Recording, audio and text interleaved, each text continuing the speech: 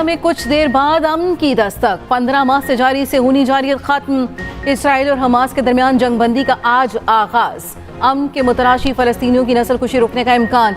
Israeli काबीना के बाद हुकूमत की भी गजा जंगबंदी माहिदे की तौसीक। इसराइली PM ऑफिस का कहना है हुकूमत ने यरगमालियों की वापसी के मंसूबे की मंजूरी दे दी है। उधर इसराइली वज़ीर आज़म नेतन्याहू की जंगबंदी से मुतल्लिक फिर धमकी। कहा यरगमालियों के नाम मिलने तक जंगबंदी पर अमल नहीं करेंगे। 33 यरगमालियों की फहरिस्त मौसूल होने तक मुआहदा आगे नहीं बढ़ेगा। अगर जरूरत पड़ी तो इसराइल लड़ाई दोबारा शुरू करने का हक महफूज रखता है। 400 रोज में गजा खंडर बना दिया गया। 60% इमारतें मलबे का ढेर बन गई। 90% रिहायशी इलाके सफाई हस्ती से मिटा दिए गए। अमरीकी महकमे खारजा की उर्दू तर्जुमान मार्गरेट मैकलाउड का कहना है जंगबंदी बहुत देर से हुई।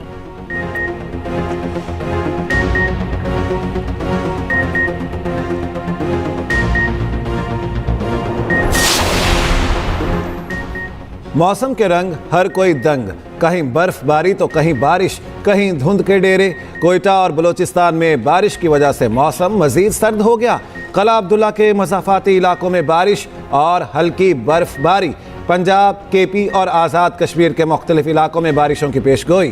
कौमी शाहराहों पर धुंध की वजह से ट्रैफिक मुतासिर। पंजाब के बाज़ मैदानी इलाकों में फिर धुंध उतर आई। मोटरवे के मुख्तलिफ सेक्शन बंद। मोटरवे टू लाहौर से कोट मोमिन तक बंद। M3 मुल्तान तक बंद। मोटरवे M4 पर पिंडी भटिया से मुल्तान तक ट्रैफिक रोक दी गई। M5 पर मुल्तान से उच्च शरीफ तक दाखिला ममनू करार। शदीद धुंध के बाइस लाहौर से आलकोट मोटरवे M11 को भी बंद कर दिया गया। हुकूमती मुज़ाकराती कमेटी के रुकन सेनेटर इरफान सिद्दीकी की PTI को मुज़ाकरात बंद करने की तजवीज़। कहा आर्मी चीफ से बैरिस्टर गोहर की मुलाकात की सारी तफसीलात और मुकालमों का इल्म है। बैरिस्टर गोहर ने मुलाकात को बैकडोर प्रोसेस का नाम दे दिया। बैरिस्टर गोहर कहते हैं हमारी आला फौजी क़यादत से बराह रास्त बातचीत शुरू हो गई है। 2-2, 3-3 दरवाज़ों के मुज़ाकरात नहीं चला करते। अब छोटे छोटे दरवाज़ों, खिड़कियों और रोशनदानों से झांकने का कोई फ़ायदा नहीं। हमें कुछ कहने के बजाय अपनी मुज़ाकराती टीम को समझाएं। हमारे साथ जिन्हें बिठाया है उन्हें कह दें कि ये कोशिश छोड़ दें। एक्सप्रेस न्यूज़ के प्रोग्राम सेंटर स्टेज में गुफ्तगू करते हुए वज़ीर दिफा ख्वाजा आसिफ ने कहा सेनेटर इरफान सिद्दीकी ने बड़ी मुनासिब बात की।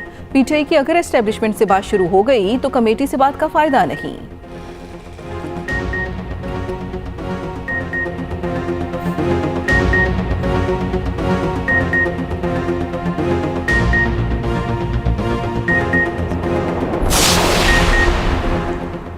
PTI रहनुमाओं के मुस्लिम लीग नून पर लफ्जी वार। मुशीर इत्तलात KP बैरिस्टर सैफ का कहना है PTI और अस्कर क़यादत की मुलाकात पर नवाज शरीफ कैंप में खलबली मच गई। इत्तलात हैं नवाज शरीफ ने अपनी टीम को मुज़ाकरात नाकाम बनाने का मिशन सौंप दिया। हुकूमती मुज़ाकराती कमेटी को गैर मौसर बनाने का काम शुरू हो चुका। रहनुमा PTI शौकत यूसुफजई कहते हैं पहले ये मुज़ाकरात का कह रहे थे, अब भाग रहे हैं।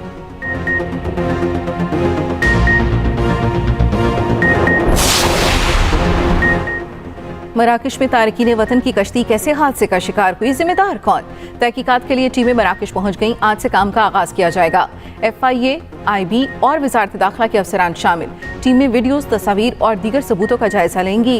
हतमी रिपोर्ट वज़ीर आज़म को पेश की जाएगी। उधर वज़ीर ख़ारजा इसहाक़ जार की ज़ेर सदारत वज़ारत ख़ारजा में इजलास। पाकिस्तानी मुतासरीन को बर वक्त मुआवनत फराहम करने की हिदायत।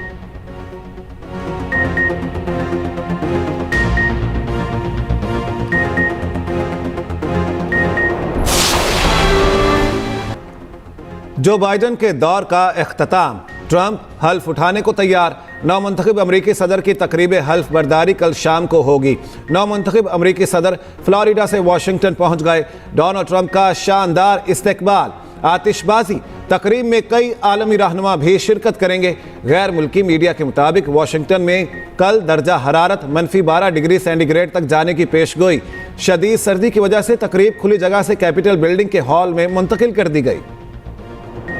मुल्तान टेस्ट का आज तीसरा रोज पाकिस्तान की गिरफ्त मजबूत। सऊद शकील और कामरान गुलाम इनिंग्स का आगाज करेंगे। कौमी टीम 3 विकेट पर 109 रन से दूसरी इनिंग्स आगे बढ़ाएगी। पाकिस्तान को 202 रन की बढ़तरी हासिल। दूसरे रोज पाकिस्तानी स्पिनर्स की घूमती गेंदों ने वेस्टइंडीज की टीम को घुमा दिया। स्पिनर नुमान अली की 5, साजिद खान की 4 विकेटें। पाकिस्तानी टीम पहली इनिंग्स में 230 रन बनाकर आउट हुई। सऊद शकील ने 84 और मोहम्मद रिजवान ने 71 रन की इनिंग्स खेली। जवाब में वेस्टइंडीज की टीम आते ही लड़खड़ा गई। साजिद खान और नुमान अली ने मैच का रुख ही बदल दिया। वेस्टइंडीज की पूरी टीम को 137 रन पर चलता किया। मुल्तान टेस्ट के दूसरे दिन 19 विकेटें गिरी। कप्तान शान मसूद की निस सेंचुरी 52 रन बनाए।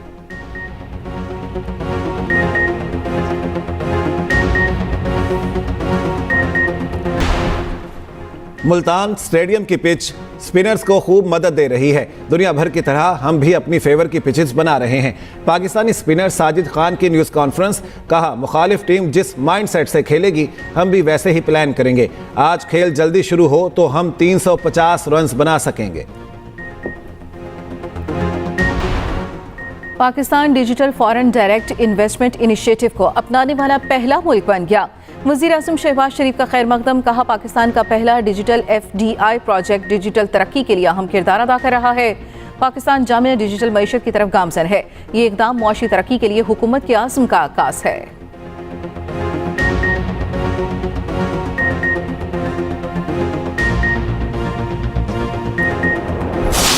अल-कादिर यूनिवर्सिटी में कौन सी मजहबी तालीम दी जा रही है? ज़ाती मुफाद के लिए मजहब का इस्तेमाल अफसोसनाक है। अपनी सियासत के लिए मजहब का इस्तेमाल ना करें। वफाकी वज़ीर इत्तलात अताउल्लाह तारड़ की उलमा इकराम के साथ न्यूज़ कॉन्फ्रेंस, कहा केस का जब कानूनी दिफा ना कर सके तो मजहब कार्ड खेलने की कोशिश की। तारिक फजल चौधरी ने कहा करप्शन करके मजहब कार्ड इस्तेमाल करना अफसोसनाक है और काबिल मजम्मत है। बानी पीटीआई की रिहाई का मुज़ाकरात से कोई ताल्लुक नहीं।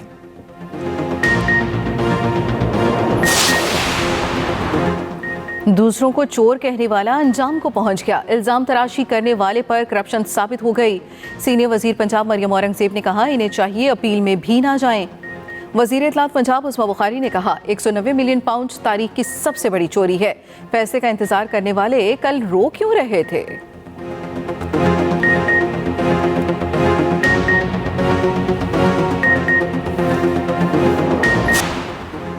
ट्रंप बानी को रिहा कराना चाहें तो सऊदी अरब और UAE से बात करेंगे। ट्रंप दबाव डालते हैं तो पाकिस्तान के लिए मुश्किलात हो सकती हैं। साबिक सेनेटर मुशाहिद हुसैन सैयद की CPNE स्टैंडिंग कमेटी अरकान से मुलाकात में गुफ्तगू, कहा पाकिस्तान का ट्रैक रिकॉर्ड भी है। नवाज शरीफ और बेनज़ीर को भी इसी तरह रिहाई मिली थी। सियासी इस्तेहकाम और मईशत लाज़िम व मलज़ूम है। इंटरनेट की सुस्त रवी से मुल्क को $1.6 अरब का नुकसान हुआ।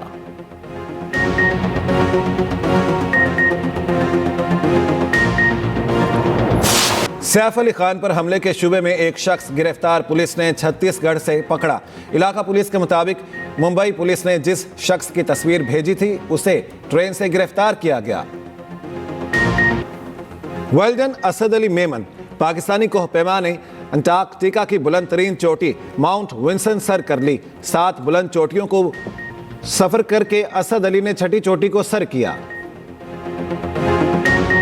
कराची एक्सपो सेंटर में 3 रोजा कैटल शो जारी। सिंध भर से 2000 से ज्यादा नायाब जानवर लाए गए।